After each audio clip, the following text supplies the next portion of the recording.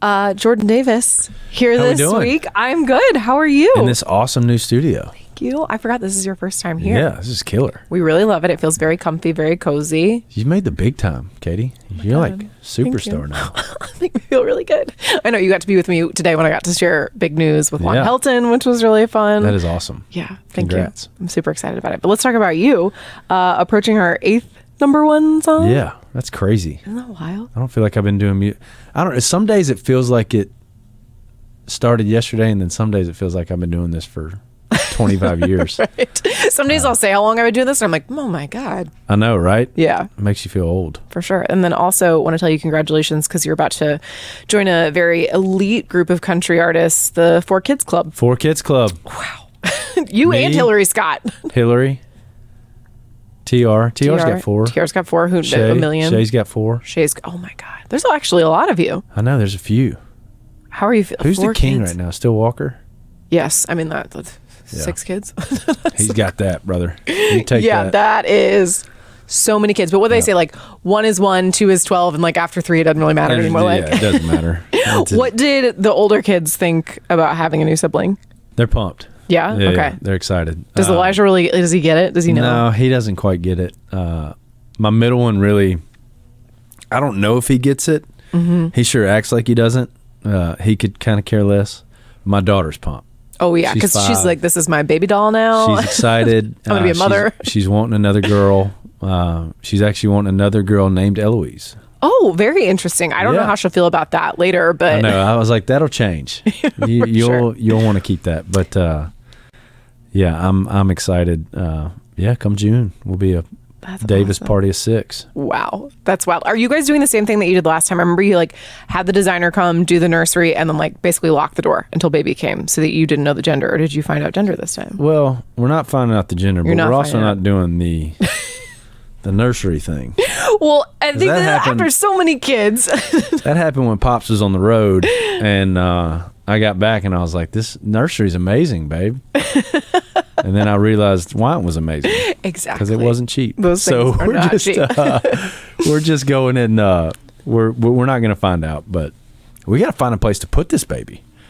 Right. We're kind of running out of rooms. Running out of rooms. What about names? I'm not going to ask you the name, but like, have you settled on a name? Do you know? I mean, you got some time. Yeah.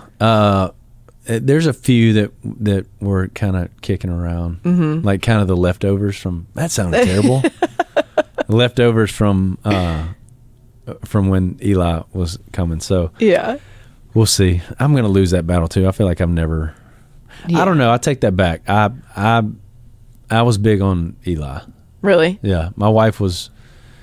She basically told me when we got engaged that if we have a daughter, her name will be Eloise. So yeah, every woman's got a list. She was like, that's a deal breaker. Mm-hmm. Like if you're not okay with having a daughter named Eloise, we need to call this off. And then after that, she was fine with whatever. That's amazing. Well, in my like pre-interview social media creeping that I always do, you've been so much fun stuff this year so far, like being on the road with Luke in Australia. Like that looked like it was incredible. Talk about this a little bit. Yeah. The Australian fan base is nuts. And, being able to go over there with Luke for, the first time kind of doing headlining shows, we were supporting him, but like, just being able to play a full set. Because we've done the CMC Rocks 2 years ago, and I still remember that show, just how awesome the fan base was. But what was cool too is like we were over there for 4 weekends, just played Fridays and Saturdays. So we had a whole week to actually get to see stuff, and the kids came over with us. So it was truly a trip that's going to be tough to beat.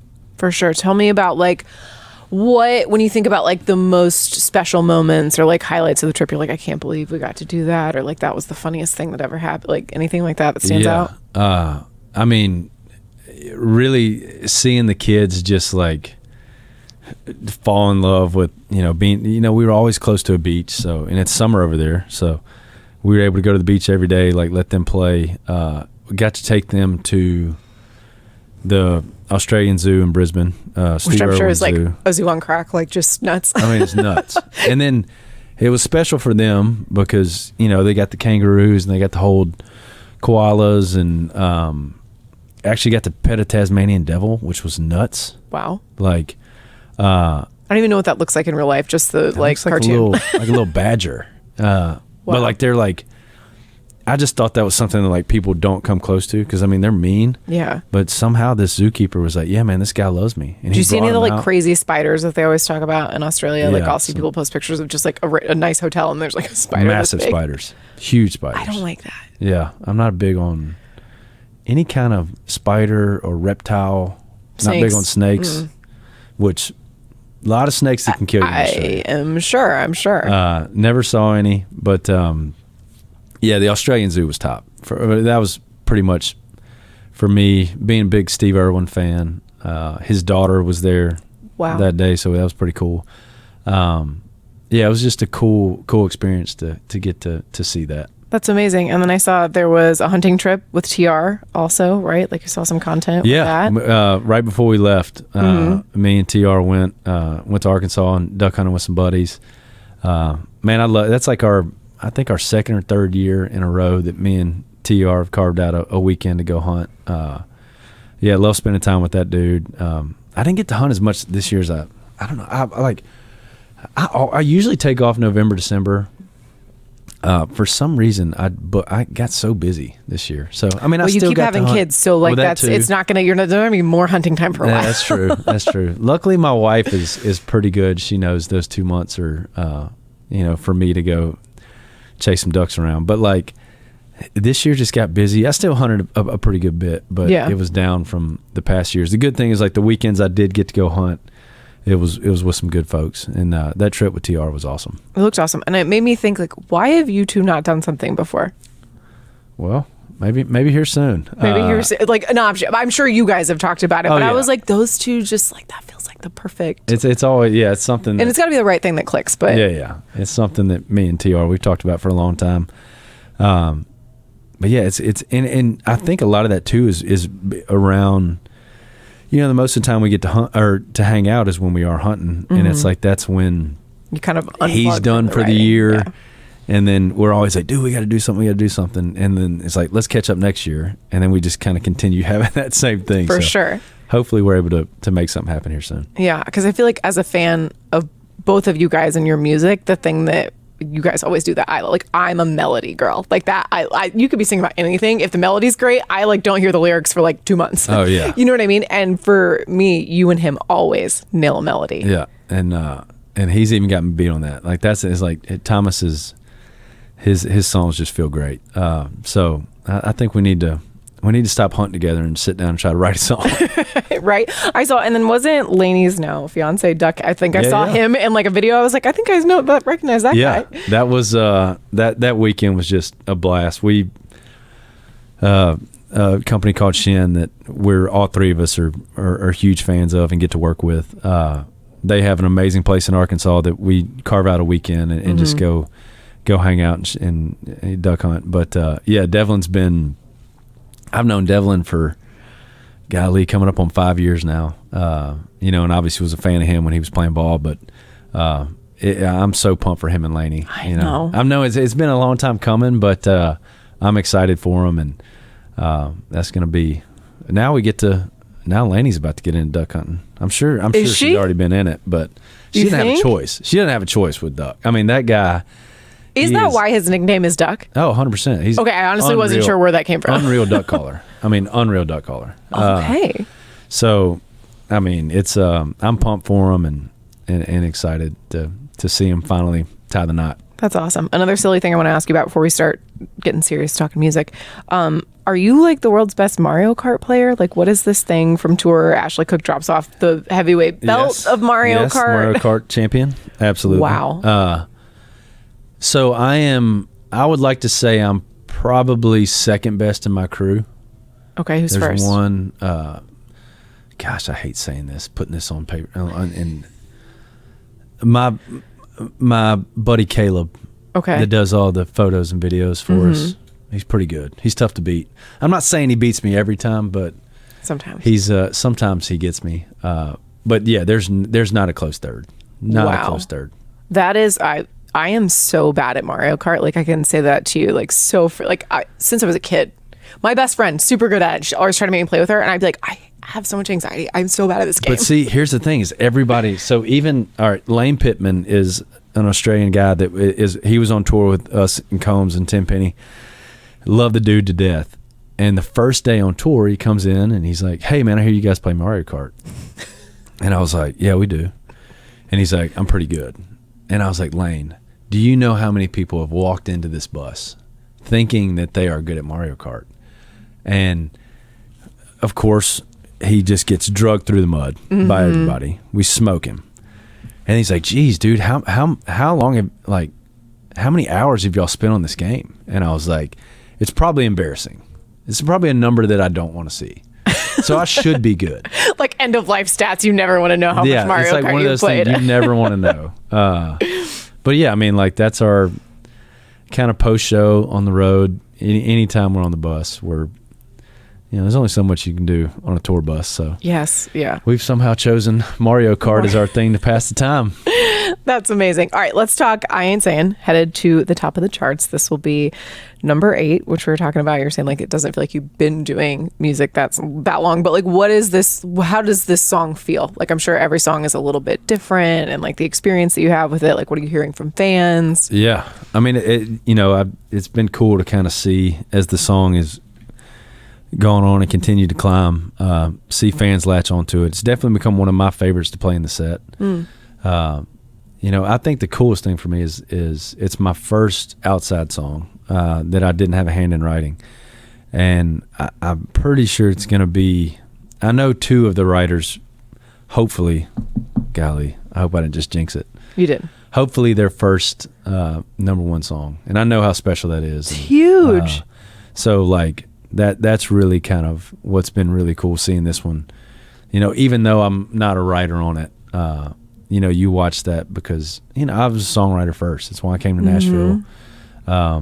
And so to see them know that they're about to experience something that is just the pinnacle of songwriting in country, or at least for me it was. What was your first number 1 as an artist? You're also your first number 1 as a songwriter? Yeah. It was. Okay. I couldn't remember.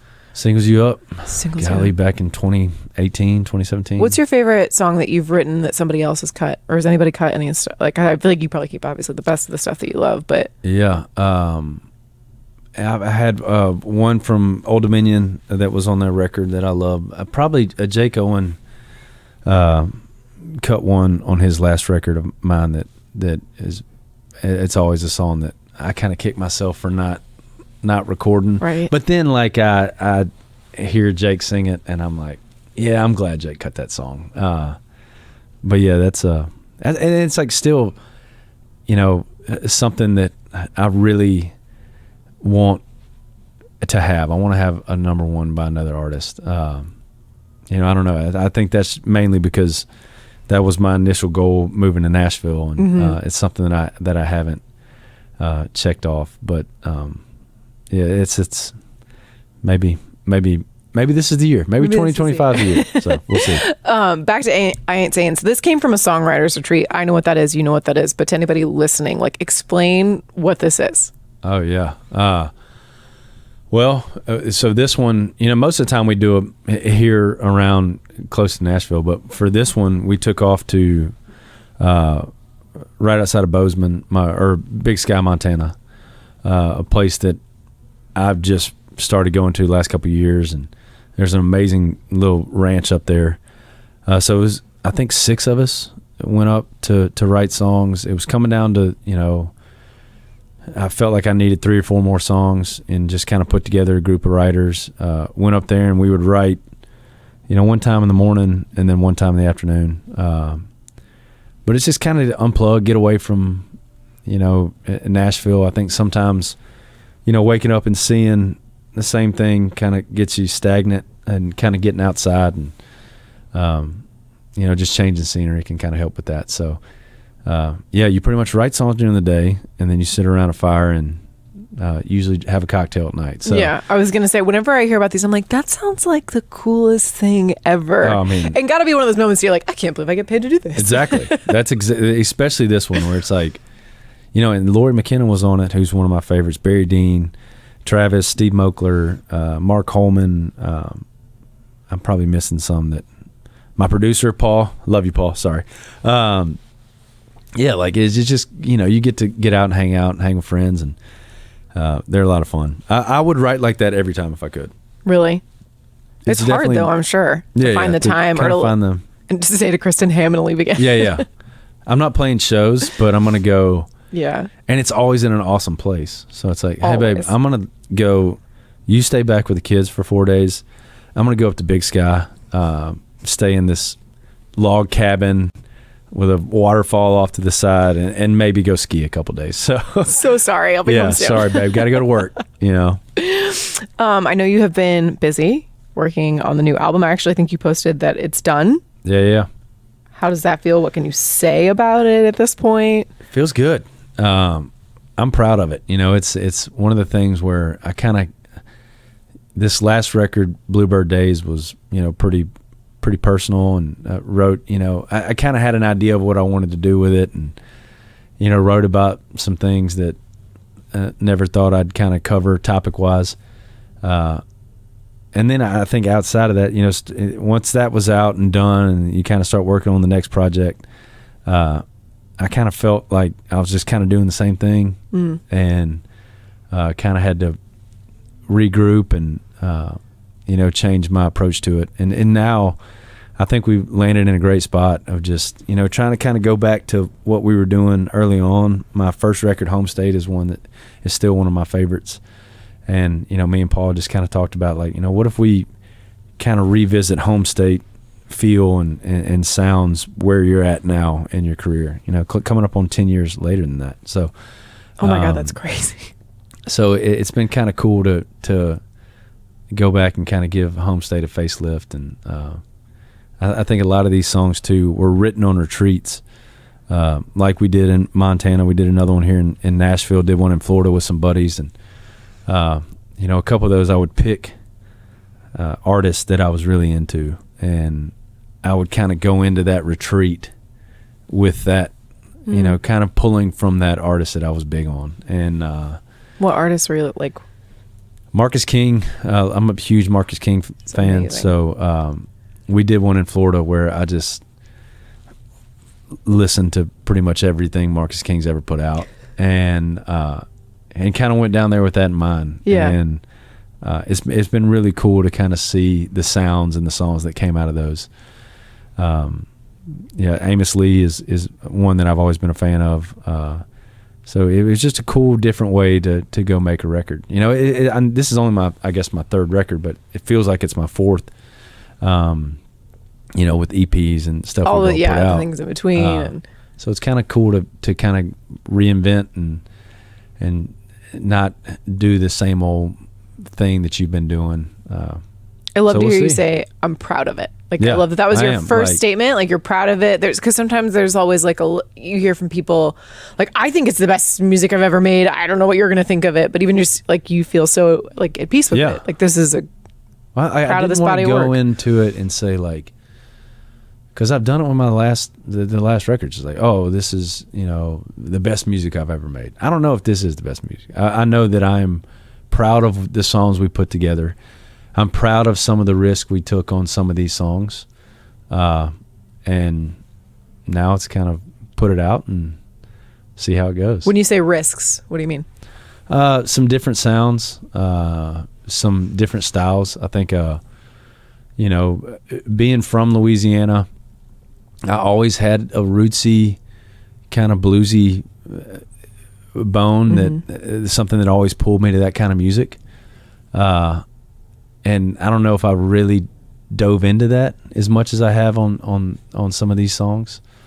But we did. I mean, it was kind of, hey, let's go into it and record this song like we wrote it in New Orleans and cut it in New Orleans and see how it comes out. So I'm pumped for people to hear it. I love that. I feel like you have to be one of those people, to be in my mind, that like everyone's like, oh, I want Jordan Davis on this. I want Jordan Davis on this. Do you feel like you're kind of like, do you say no to a lot of that stuff? I don't know. Do you want to do more? I would. I love the whole, I love collabing. I love working together with other artists on stuff. I don't feel like I've been asked to do a ton. I think I've approached a lot of people on them, and luckily I've been super fortunate to where I haven't gotten a lot of no's. I think it's just I want to be able to look back and be like, all right, that made sense, and it fit the song. I didn't ever, even with, going back to the first collab I ever did with Julia Michaels. That was one that, like, at the time, I think probably people were like, I don't get that. But like now, like, you go back, I listen to that song, I'm like, there's nobody but Julia that I could see on that song. Yeah.